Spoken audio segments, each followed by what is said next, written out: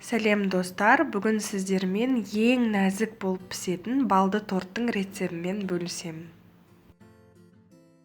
Бізге керек бал, қант, май, сода, ұн және жұмыртқа.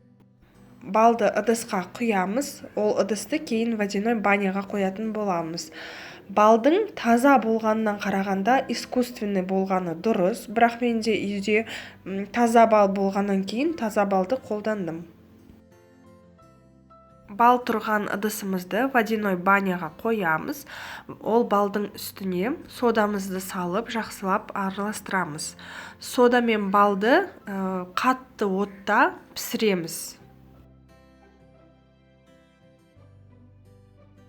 Балымыз осылай қоңырлана бастайды. Анда-санда араластырып тұрып, балды ары қарай пісіреміз. Міне біздің балымыз дайын болды. Осындай қоңыр түсте болу керек, темный қоңыр, карамельный сондай түсте болу керек. Темный болған сайын біздің корждарымыздың түсі де әдемі болады.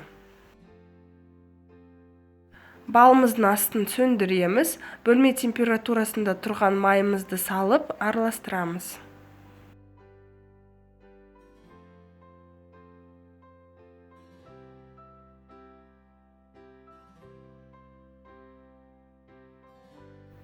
Бөлек бір ыдыста жұмыртқа мен қантты араластырамыз.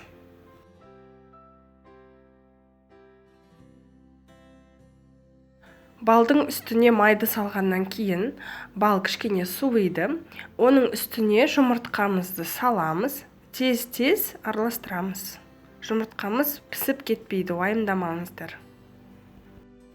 Ұн саламыз, ұнды екі бөлікке бөліп, әр бөлікті жақсылап араластырамыз. Түйіршіктері болмау керек.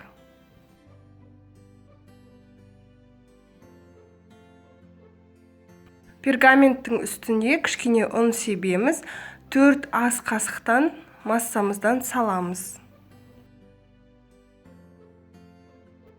Үстінен көп мөлшерде ұн себеміз, қолымыз жабыспауы керек. Осылай жай басып, қамырымызды созамыз. 24 сантиметр диаметрді бізге шығару керек. Міне осылай жай қолдарыңызбен созсаңыздар болады. Қолға жабысса, кішкене ұнды сеуіп қоясыздар да, ары қарай жая бересіздер.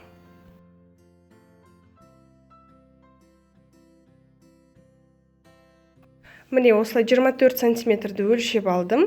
180 градуста қызып тұрған пеште 10-15 минуттай пісіріп аласыздар.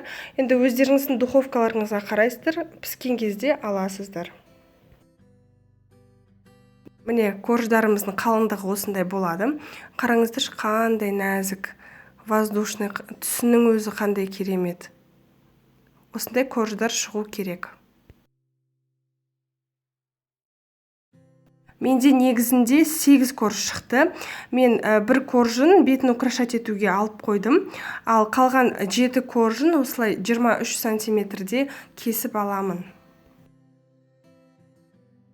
Кремге бізге 500 мл салқын сливки мен 200 грамм сгущенка керек. Екеуі де салқын холодильниктен болу керек. Кемінде холодильникте бір тәулік тұру керек. Енді біз миксердің ең аз жылдамдығынан миксерлеп бастаймыз. Сәл қоюланып бастағаннан кейін миксердің жылдамдығын көбейте береміз. Осылай жаймен креміміз қоюланады. Ең соңында үлкен жылдамдыққа шейін баруымыз керек.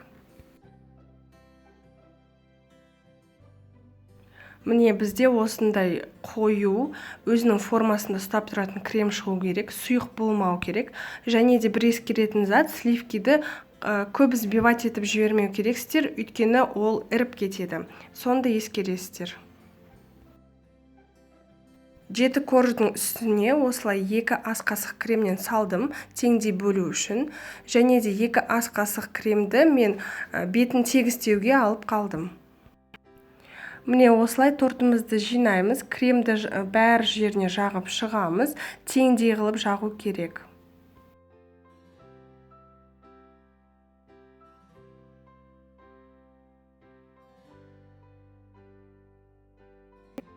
Торттың бетін осылай түзулейміз, холодильникке 2-3 сағатқа салып қоямыз. 2-3 сағаттан кейін холодильниктен тортымызды алып, қалған кремді жағына жағып шығамыз. Тортымызды әдемілеп түзулейміз.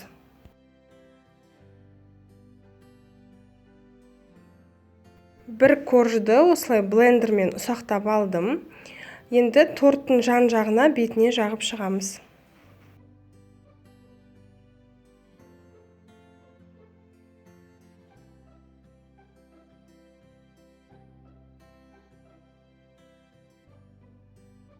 Тортымызды кемінде 12 сағатқа холодильникке салып қоямыз.